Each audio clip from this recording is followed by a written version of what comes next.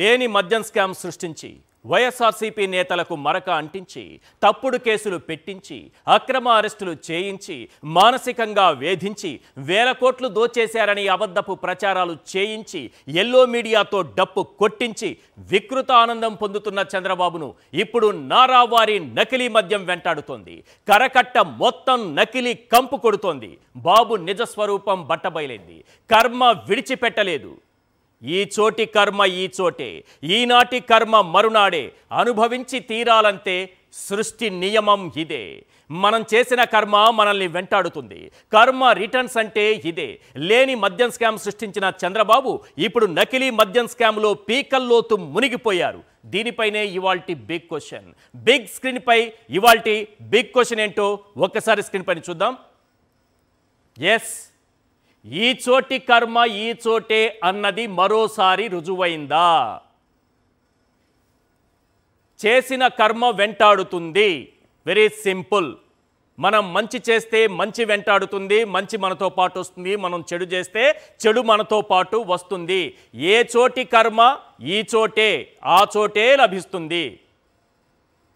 So Chandrababu ఏదైతే లేని మద్యం స్కామును సృష్టించి మరి ఒక వికృత ఆనందం పొందుతూ అక్రమ అరెస్టులు చేయించారో, ఇప్పుడు ఆయన అసలైనటువంటి నకిలీ మద్యం స్కామ్లో పీకల్లోతు కూరుకుపోయారు. ఈ చోటి కర్మ ఈ చోటే అన్నది మరోసారి రుజువైందా? ఈ చోటి కర్మ ఈ చోటే. ఎస్, చంద్రబాబు చెప్పిన ప్రతి అబద్ధం, చేసిన ప్రతి దుష్ప్రచారం ఆయన మెడకే చుట్టుకుంటోంది. లేని అప్పుల నుంచి సృష్టించిన మద్యం స్కామ్ వరకు, కరెంటు ఛార్జీలైనా, స్మార్ట్ మీటర్లైనా, ఇసుక పాలసీ అయినా చెప్పని అబద్ధం లేదు, చేయని దుష్ప్రచారం లేదు. ఇప్పుడు అవన్నీ బౌన్స్ బ్యాక్ అవుతున్నాయి. ఏ కన్ను చూడదనా ఈ విచ్చలవిడి మిడిసిపాటు, ఏ చేయి ఆపదనా తప్పటడుగుల ఈ అలవాటు, అదృశ్య సృష్టిగా సకల సృష్టి గమనిస్తున్నది లెక్క కట్టి అని ఓ కవి అన్నట్టుగా పాపాలన్నీ లెక్కగట్టి అన్నింటినీ కట్టగట్టి మొత్తంగా మూటగట్టి తిరిగి ఆయనకే ఇచ్చేస్తున్నట్లుగా ప్రకృతి సంకేతాలు ఇస్తుంది. ఆ సంకేతం ఏ రకంగా ఉందో ఒక్కసారి చూడండి. ఆ సంకేతం ఎలా ఉందో ఒక్కసారి స్క్రీన్ పైన చూడండి. సత్కర్మభిశ్చ సత్ఫలితం దుష్కర్మ ఏవ దుష్ఫలం అత్యుత్కట పుణ్య పాపానాం సత్యం పరాని భవమిహం. ఎంత చక్కగా చెప్పారో చూసారా? అంటే మనం ఏది ఇస్తే అదే తిరిగి వస్తుందని అర్థం. మంచి చేస్తే అదే మంచి తిరిగి వస్తుంది, చెడు చేస్తే అదే చెడు తిరిగి వస్తుంది.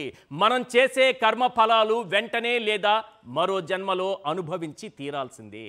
లేని మద్యం స్కామ్ సృష్టించిన చంద్రబాబు ఇప్పుడు పీకల్లోతు నకిలీ మద్యం స్కామ్లో కూరుకుపోవడం కర్మ రిటర్న్స్ కాకపోతే మరేంటి సార్? జగన్మోహన్ రెడ్డి చేయని అప్పులను చేసినట్టుగా చిత్రీకరించి రాష్ట్రం శ్రీలంక అయిపోతుందంటూ దుష్ప్రచారం చేయించిన చంద్రబాబు వారం వారం ఆర్బీఐ దగ్గర అప్పుల కోసం జోలె పట్టడం కర్మ రిటర్న్స్ కాకపోతే మరేంటి సార్? జగన్మోహన్ రెడ్డి కరెంటు ఛార్జీలు విపరీతంగా పెంచేసి ప్రజలను బాధేస్తున్నాడని అబద్ధాలు ప్రచారం చేసి ఇప్పుడు 19,000 కోట్ల రూపాయల కరెంటు బిల్లులు ప్రజలపై బాధేసి దోచుకున్న దాంట్లో 1,000 కోట్లు ప్రజలకు తిరిగిచ్చేయాలని ఏపీఈఆర్సీ ఆదేశాలు ఇవ్వడం కర్మ రిటర్న్స్ కాకపోతే మరేంటి సార్? స్మార్ట్ మీటర్లు ఉరితాళ్లని దుష్ప్రచారం చేసి ఇప్పుడు అప్పులు చేసి మరీ స్మార్ట్ మీటర్లు తెచ్చి బిగించడం, దానిపై ప్రజలు తిరగబడటం కర్మ రిటర్న్స్ కాకపోతే మరేంటి? కొత్త ఇసుక పాలసీతో 1,000 కోట్లు జగన్మోహన్ రెడ్డి దోచేస్తున్నారని అబద్ధాలు ప్రచారం చేసి ఫ్రీ ఇసుక పాలసీ తెస్తున్నారని చెప్పి ప్రతి ఇసుక రేణువుకు లెక్కగట్టి బిల్లులు వసూలు చేస్తుంటే ఫ్రీ పాలసీ పేరుతో ఈ దోపిడీ ఏంటని ప్రజలు నిలదీయడం కర్మ రిటర్న్స్ కాకపోతే మరేంటి? ఋషికొండకు గుండు కొట్టేశారని ప్రచారం చేసి జగన్ ప్యాలెస్ అంటూ దుమ్మెత్తిపోసి ఇప్పుడు దాన్ని ప్రజాభిప్రాయ సేకరణ పేరుతో ప్రైవేటు చేతుల్లో పెట్టడానికి అదే ఋషికొండపై మరో 9 ఎకరాలు అప్పనంగా అదే ప్రైవేటోడికి కట్టబెట్టడానికి సిద్ధమవడం, ఇది చూసి ప్రజలు చీ కొట్టడం కర్మ రిటర్న్స్ కాకపోతే మరేంటి? ఇలా చెప్పుకుంటూ పోతే మహిళల అక్రమ రవాణా, ప్రభుత్వ భవనాలకు వైఎస్ఆర్సీపీ రంగులు, సిద్ధం సభలకు ప్రభుత్వ డబ్బుతో ఆర్టీసీ బస్సులు, ల్యాండ్ టైటిలింగ్ యాక్ట్, ఇలా అన్ని దూది పింజల్లా ఎగిరిపోవడమే కాదు చంద్రబాబు అసలు రంగును మరోసారి బయట పెట్టాయి. 75 ఏళ్ల వయసులో కర్మ రిటర్న్స్ ఎంత భయంకరంగా ఉంటుందో బాబుకు చూపెట్టాయి. ఎగ్జాంపుల్ ఒక్కసారి చూపిస్తాను చూడండి.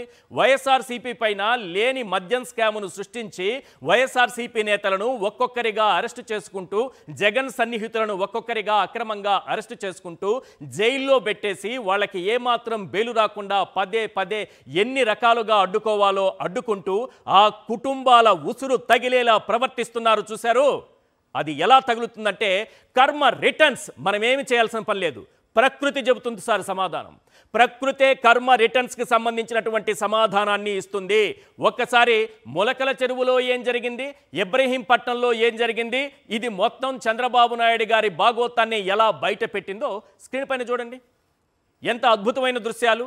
లేని మద్యం స్కామును సృష్టించి కొత్త కొత్త వీడియోలు రిలీజ్ చేసి కోర్టులకు మాత్రం వాటిని విడుదల చేయకుండా జాగ్రత్త పడుతున్నటువంటి చంద్రబాబు నాయుడికి, కరకట్ట పెద్దలకు షాక్ ఇచ్చేటటువంటి దృశ్యాలు ఇవి. ఎక్కడి నుంచి వచ్చింది ఇది? ఎవరు పట్టించారు? ఎవరు చంద్రబాబు నాయుడు గారి మెడకి, కరకట్ట పెద్దల మెడకి, కరకట్ట కుటుంబానికి ఆ మెడకి ఎవరు చుట్టారు? ప్రకృతి చుట్టింది. కర్మ సిద్ధాంతం అంటే ఇదే, కర్మ రిటర్న్స్ అంటే ఇదే.